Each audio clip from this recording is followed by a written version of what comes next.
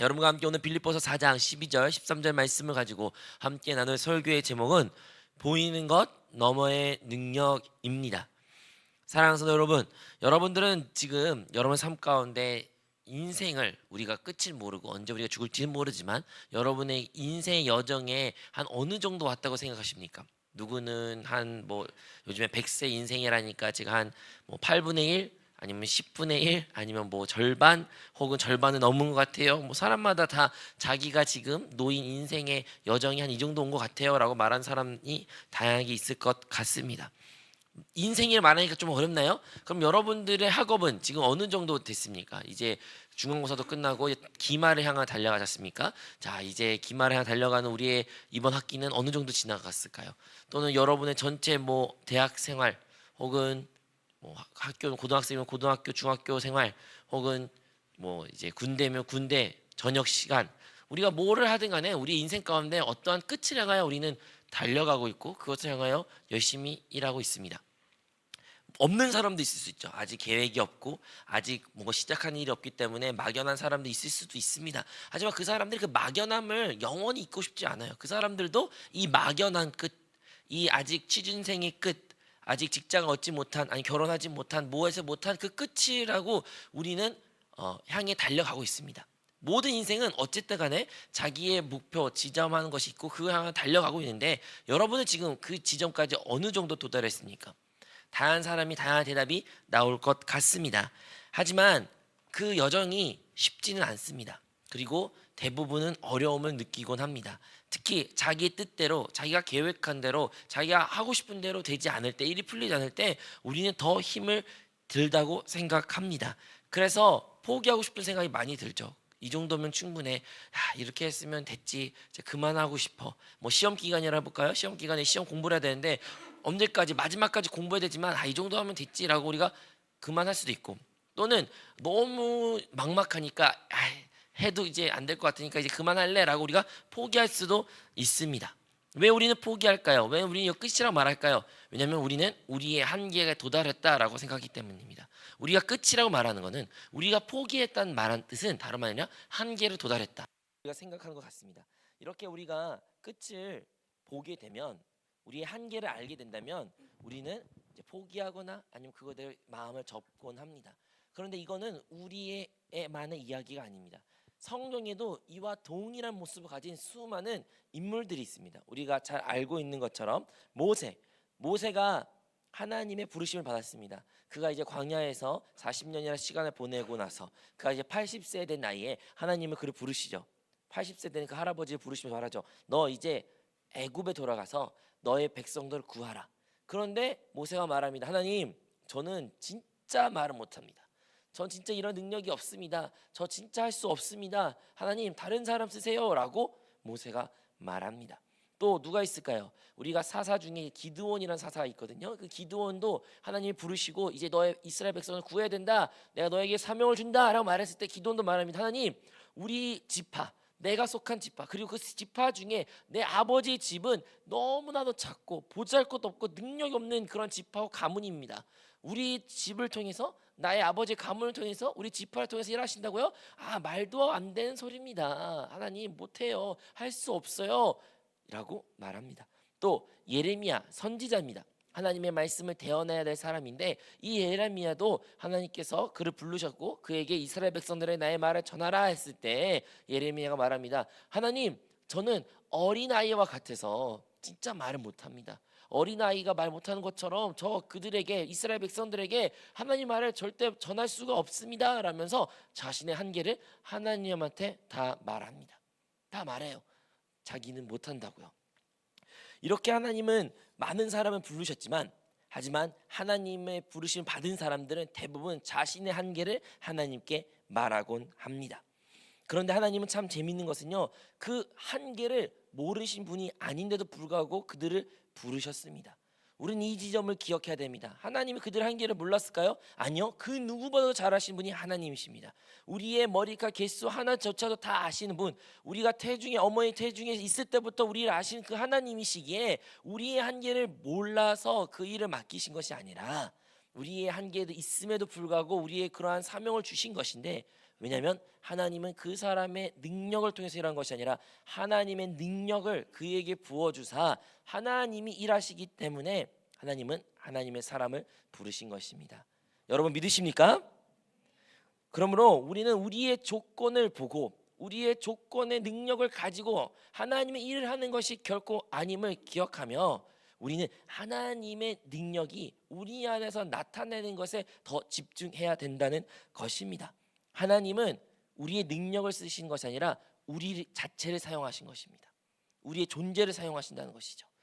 우리가 지지난주인가요? 어느덧 지지난주에 우리 영화를 하나 봤습니다. 우리가 잘 알고 있는 것처럼 믿음의 승부라는 영화를 보았어요. 그 믿음의 승부에서 아주 유명한 장면이 하나 있죠.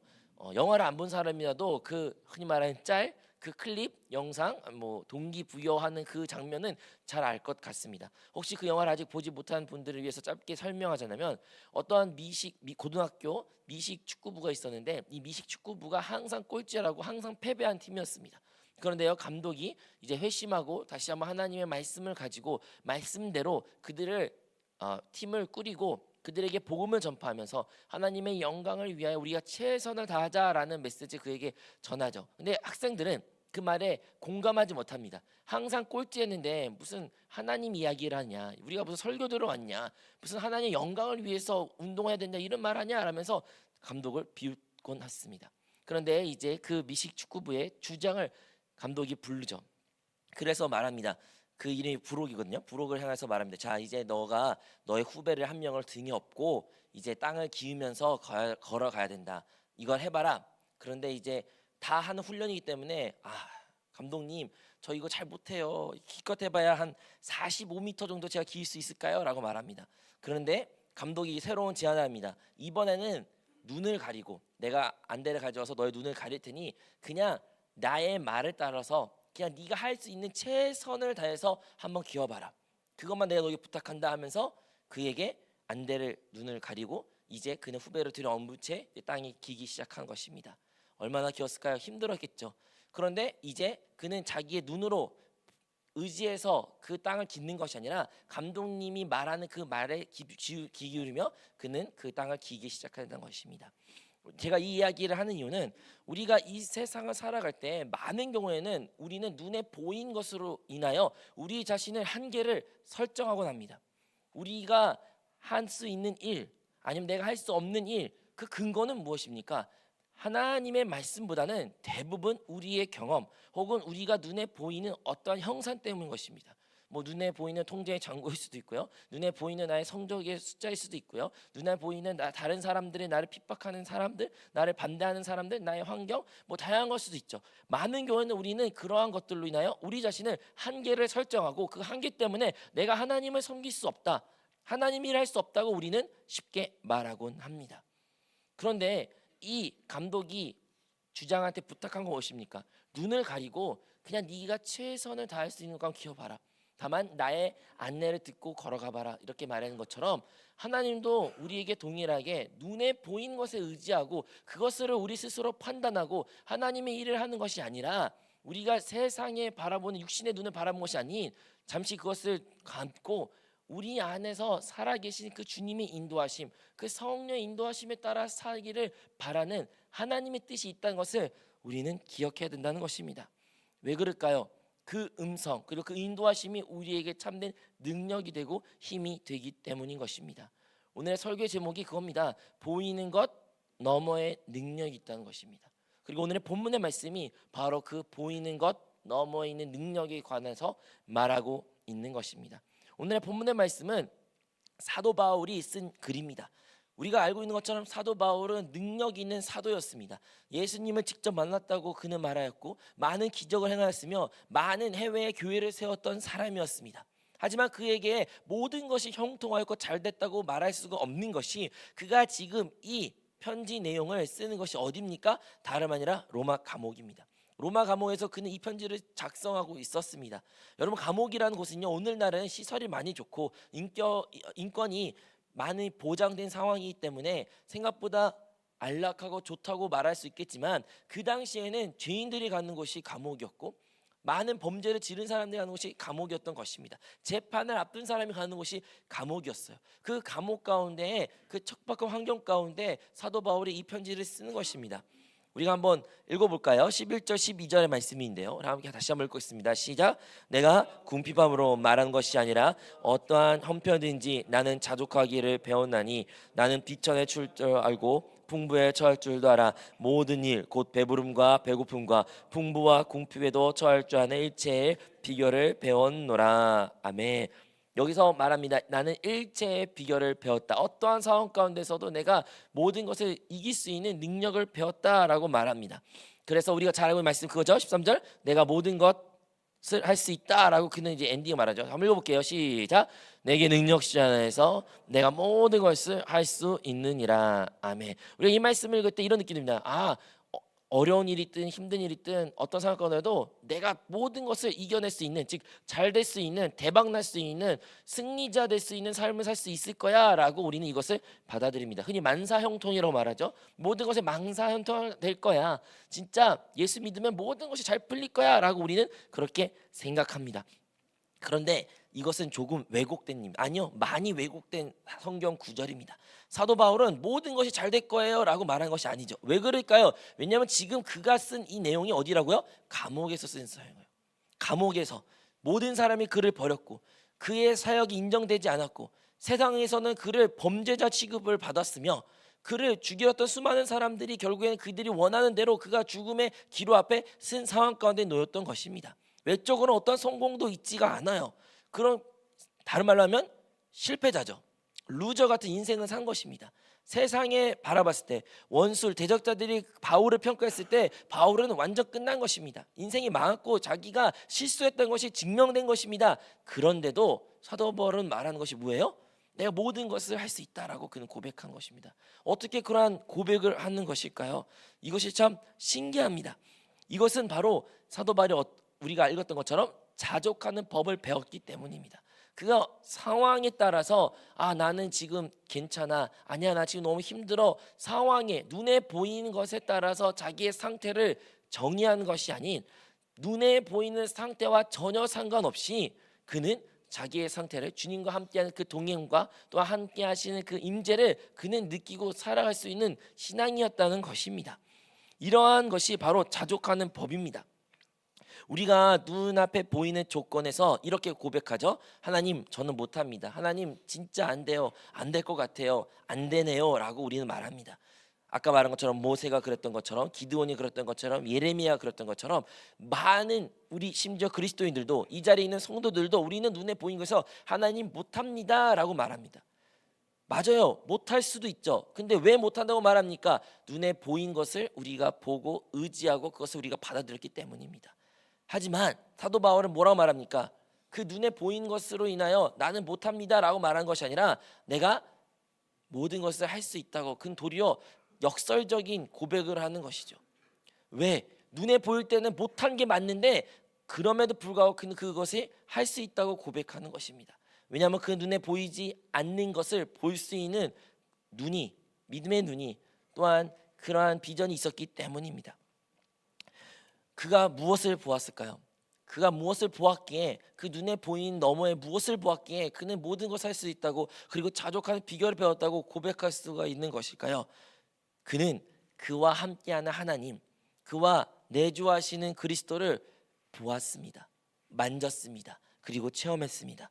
그것이 바로 바울과, 그리고 바울이 다른 바울 아닌 다른 사람들과의 가장 두드러진 특징이라는 것입니다. 여기서 말하는 모든 것 할 때 이 모든 것을 성공이라고 생각할 수 있지만 이 모든 것은 성공보다 더 큰 범주에 있습니다. 무슨 말이냐면 성공과 실패를 포함한 그 모든 것을 포함된 것입니다. 내가 그 모든 것에서 이기는 능력을 갖고 있는 거예요. 내가 그것을 성공을 해서 실패를 해서 그것이 나의 성공과 실패가 좌지우지한 것이 아니라 그것을 뛰어넘는 그 모든 것을 이기는 능력을 사도 바울은 가지고 있다는 것이죠. 그게 뭐라고요? 바로 그와 함께 하신 하나님, 내주하시는 그리스도를 그는 보았고 만졌고 경험했다는 것을 알아야 됩니다. 우리가 빌립보서 4장 12절에 이렇게 말합니다. 나는 일체의 비결을 배웠다라고 말합니다. 여기서 말하는 일체의 비결이라는 것은요, 바로 영적인 어떤 깨달음을 의미한 거예요. 그냥 어떠한 지식을 어떠한 것을 그냥 영감을 받아서 한 것이 아니라 진짜 영적인 세계, 영적인 깨달음, 영적인 계시가 그에 임해서 그것을 알았다라는 원어적 의미가 포함되어 있습니다. 즉 우리가 모든 것에서 이겼다, 승리한다, 이길 수 있다라고 고백할 수 있는 것은 언제입니까? 우리가 영적인 어떠한 막을 하나 거쳐야 우리가 이것을 고백할 수가 있다는 것이에요. 하나님의 계시가 임할 때 우리가 이것을 고백할 수가 있는 것입니다. 근데 그 계시가 무엇입니까?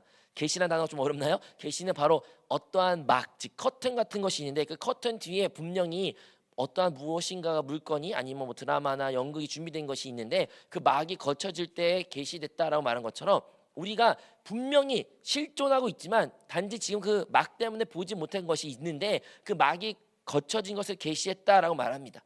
마찬가지로 우리와 언제나 함께 하시고 언제나 우리의 생명이 되시며 우리 가운데 참된 주인 되신 그리스도가 성령 하나님이 함께 계시는데 우리가 뭐가 필요해요? 계시가 필요해요.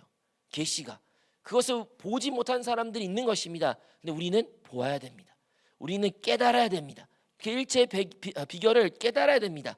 그것은 계시하는 의미인데 그 커튼이 거쳐졌을 때 진짜 주님이 나와 함께 계시구나. 그분이 항상 나와 떠나지 아니하셨고 언제나 나에게 먹는 것을 가르쳐 주시고 인도하셨구나라는 것을 우리는 보아야 된다는 것입니다. 그 비결을 우리 사도 바울은 배웠습니다. 그래서 그걸 깨달았을 때 그는 이제 눈에 보이는 환경에 따라 자기 자신을 정의하지 않았습니다. 왜냐? 그는 그 어떠한 환경보다 크신 주님을 만났기에 그리고 주님이 그와 함께한 것을 보았기에 그는 그것을 뛰어넘을 수 있는 능력을 가진 자가 되었던 것입니다. 그러므로 능력은요 우리의 밖에 있는 것이 아니라 어디 있는 거예요? 우리 안에 있다는 것이에요. 그 능력은 외적인 환경이 충족돼서 능력 있는 사람인 것이 아니라 내 안에 계신 그리스도, 내 안에 계신 살아계신 하나님으로 말미암아 우리의 능력이 정의가 되는 것입니다. 우리 빌립보서 4장 13절 말씀 한번 다시 읽어볼까요? 빌립보서 4장 13절 말씀입니다. 내게 능력 주신 자 안에서 내가 모든 것을 할 수 있느니라. 아멘.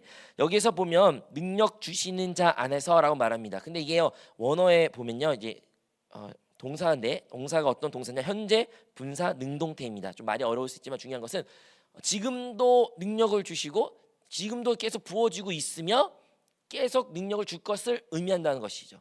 우리는 흔히 이 말씀을 어떻게 생각해요? 능력 주신 자 한번 딱 주유소 들어가지고 주유를 만땅 흔히 말하는 꽉 채우면 그리고 한 달 정도 이제 주유로 한 달이 너무 기나요? 한 2주 정도 운전하면서 운전할 수 있는 것처럼 어떠한 내 상태를 꽉 채우고 나서 그것으로 살아난 것처럼 생각하지만 여기서 말하는 뭐예요? 계속 부어지고 있다는 거예요. 그 주님이 주신 능력은요 한번 딱 하나님을 만나서 꽉 채워가지고 그래 이걸로 한번 버텨봐 끝나면 또 다시 나한테 와서 내가 또 힘줄게 이것이 아니라 계속 우리 안에서 그 능력을 부어주신다는 것입니다. 그 하나님은 우리와 함께 계시고 지금도 우리 안에서 그 능력을 부어주고 계십니다. 그러므로 우리는 지금 계속해서 내게 능력 부어주신 분을 만나야 됩니다. 내게 능력 부어주신 그 분을 보아야 되고 만져야 될 줄로 믿습니다.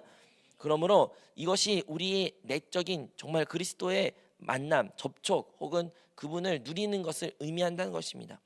근데 이것이 그냥 사도 바울이 했던 말이 아니라 사실 이미 주님께서 약속하신 말씀입니다. 우리 예수님께서 이 땅에 오셔서 우리에게 약속한 말씀이에요. 우리 요한복음 14장 17절 말씀 한번 읽어볼까요?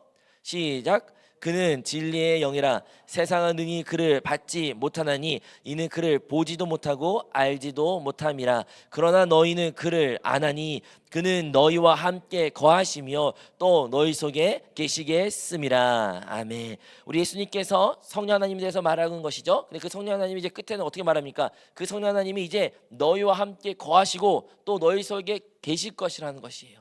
그 성령 하나님에 대하여 예수님 끊없이 말씀하셨습니다. 약속하셨습니다. 또 다른 보혜사로 소개하셨습니다. 그리고 내가 죽고 부활하고 나서 내가 너희에게 간다면서 이제 그리스도 주님께서 스스로 내가 너희 안에 거한다고 주님은 말씀하셨던 것이죠. 그래서 지금 주님은 어디에 계시는가요? 물론 하늘 보좌에도 계시지만 더 우리에게 직접적으로 표현하자면 우리 거듭난 영 가운데 우리 안에서 우리 성령 하나님은 함께 계시고 주님은 우리와 함께 계시고 우리와 함께 거하신다는 것을 기억해야 됩니다. 그 우리와 함께 계신 주님께 우리의 초점이, 또한 주님이 나와 함께 계심의 그 계시가 임할 때 우리는 그 사도 바울이 가졌던 그 능력을 우리 또한 소유하게 되는 줄로 믿습니다. 고린도후서 4장 7절에는 이런 말씀이 기록되어 있습니다.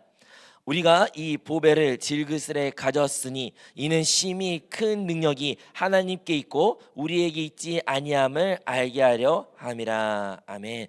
이 보배를 질그스레 가졌으니, 이 보배가 우리 성령 안에 그리스도를 말한 거죠. 우리한테 있다는 거예요. 왜 우리 안에 있는 거예요? 무엇을 보여준 거예요? 이 보배가 큰 능력, 하나님께 있다는 것을 알게 하는 것이에요.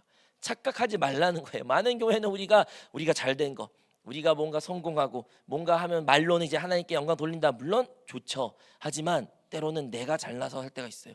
어떻게 할 수 있냐고요? 그 사람이 실패했을 때, 그 사이에 뭔가 잘 일이 풀어지지 않았을 때 그 사람이 나오는 태도에서 알 수가 있습니다. 만약에 그는 실패해도 성공하지 않아도 그럼에도 불구하고 하나님을 찬양하고, 그럼에도 불구하고 하나님께 나오고 예배하고 봉사하며 다른 교우들과 함께 믿음 생활 이어간다면 그는 진짜 성공했을 때 하나님께 영광 돌리는 게 맞죠. 하지만 내가 실패하고 내가 잘 되지 않고 뭔가 풀리지 않고 그러면 내 잘못 같고 내가 잘 못한 것 같고 다른 사람에게 부끄럽고 도망가고 하나님께 원망과 불평한다면, 그때 성공은 과연 진짜 내가 하나님의 능력으로 성공한 것인지, 아니면 나의 어떤 하나님 잘 섬겼던 나의 어떠한 행위로, 나의 어떤 종교적인 모습을 열심으로 성공을 얻어서 내가 그렇게 고백한 것인지 우리 자신을 점검할 필요가 있다는 것입니다. 우리는 어떠한 경우에도 우리의 능력을 의지해서는 안 됩니다.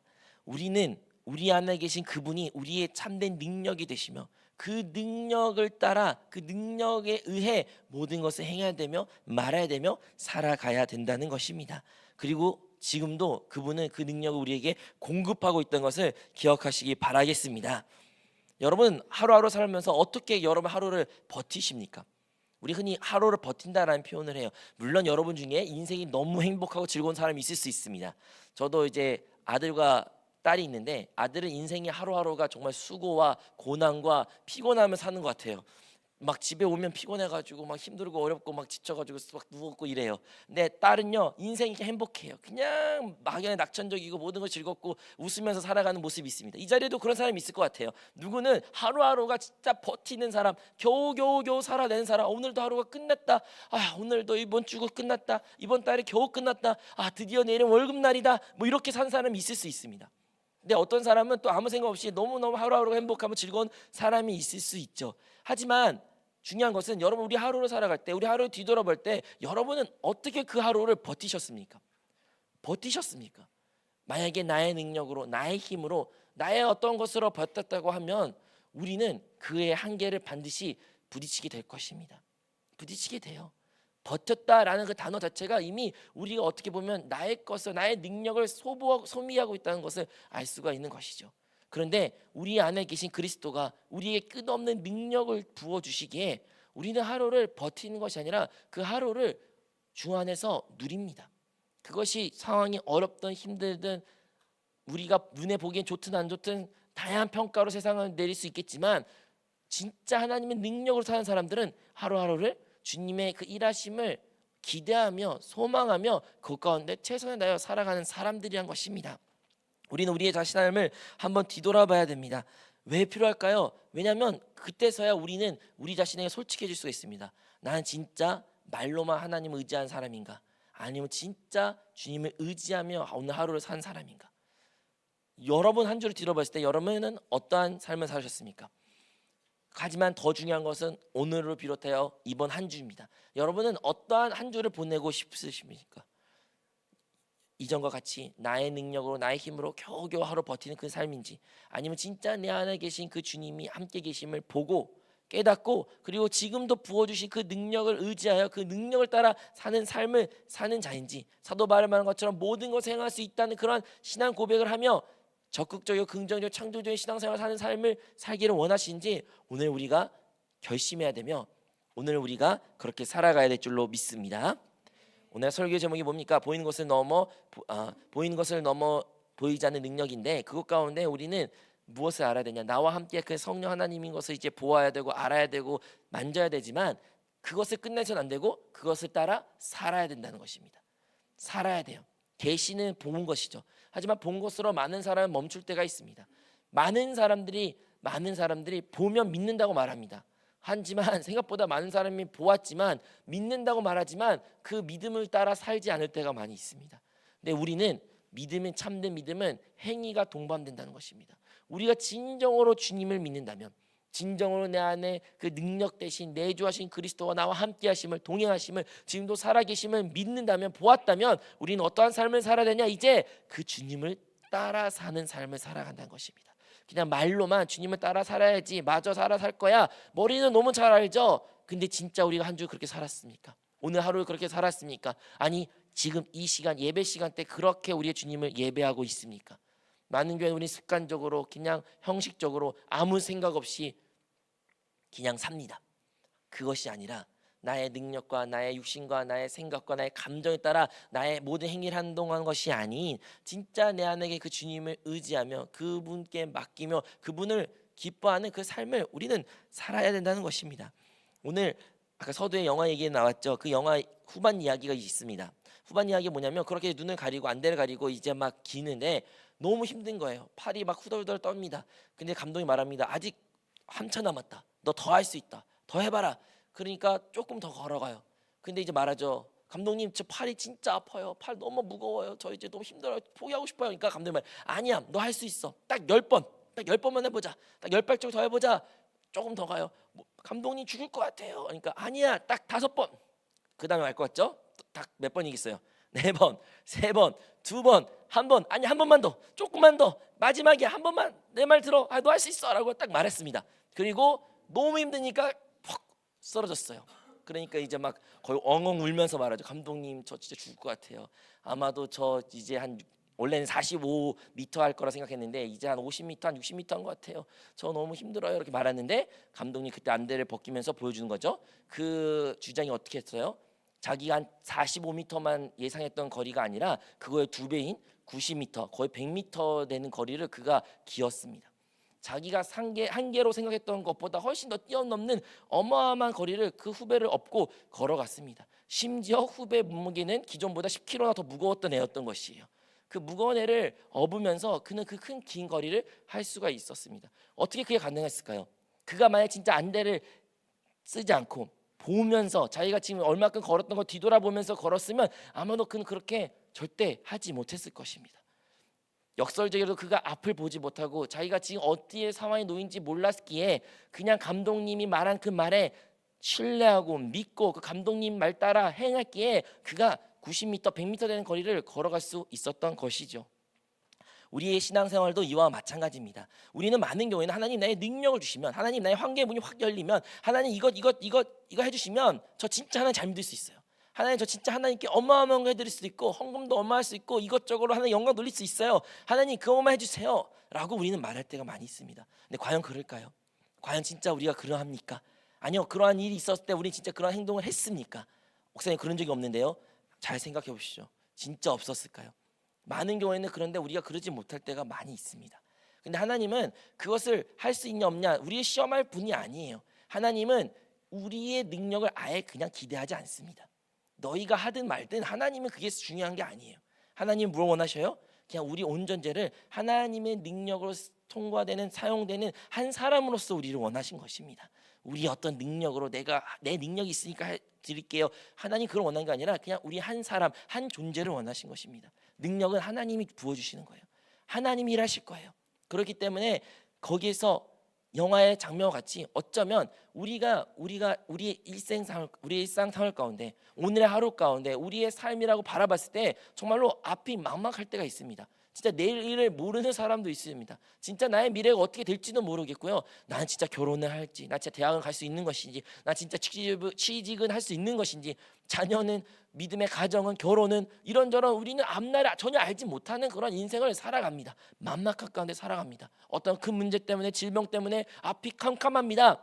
그런데요, 역설적이라도 우리 앞이 캄캄할수록, 우리 앞을 우리가 보지 못할수록, 또한 우리의 능력을 행할 수 없다는 것을 인정할수록 우리는 그때 비로소 우리 안에 계신 주님의 음성에 더 귀 기울이며 그 기울인 음성을 따라 살아가는 삶을 살아가게 된다는 것입니다. 더 복 있는 사람은 그거와 상관없이 그냥 주님의 인도함 받는 삶입니다.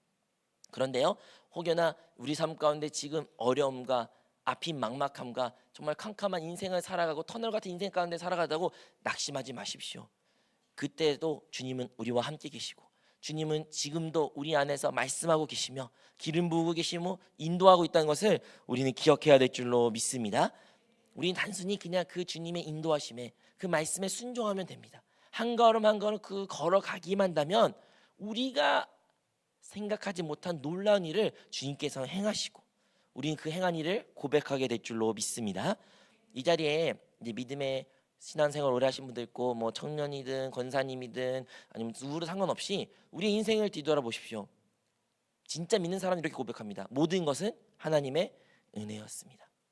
진짜 나가 잘 돼서 된 것이 아니라 그냥 하나님의 은혜였습니다. 우리는 다 그렇게 고백합니다. 내가 그렇게 살아가면 절대 살지 못했는데 그냥 하나님의 선물로 주신 은혜였습니다 라고 고백합니다. 무슨 말일까요? 오늘도 마찬가지예요. 오늘도 우리가 치열하게 힘들고 어렵고 캄캄한 인생을 살지라도요, 우리가 그냥 오늘 하루 해야 될 일은 내 안에 계신 주님의 인도하심에 그 말씀의 기름 부에 순종하는 것, 그분께 나의 모든 것을 맡기고 그분의 능력으로 살아가는 것, 그렇게 우리가 살아가기가 한다면 이 또한 뒤돌아볼 때 내가 나의 능력으로 결코 행할 수 없던 그 놀라운 능력을, 그 일들을 우리는 행하게 될 것이며 그 일들을 하나님의 은혜로 고백하며 하나님께 영광을 돌리게 될 줄로 믿습니다.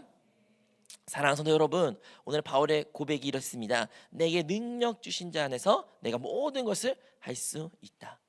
여러분, 우리가 이 말씀을 이제 오해 없이 진짜 우리의 삶 가운데 이 말씀을 고백할 수 있는 그리스도인이 되기를 축복합니다. 우리의 풍요와 결핍, 고난과 기쁨, 외로움과 혹은 위기 속에서도 우리는 하나님을 향한 믿음이 흔들리는 것이 아니라 도리어 어떠한 상황 가운데서도 주님의 그 인도하심에 순종하는 주님의 자녀, 주님의 그리스도인이 되어야 될 줄로 믿습니다.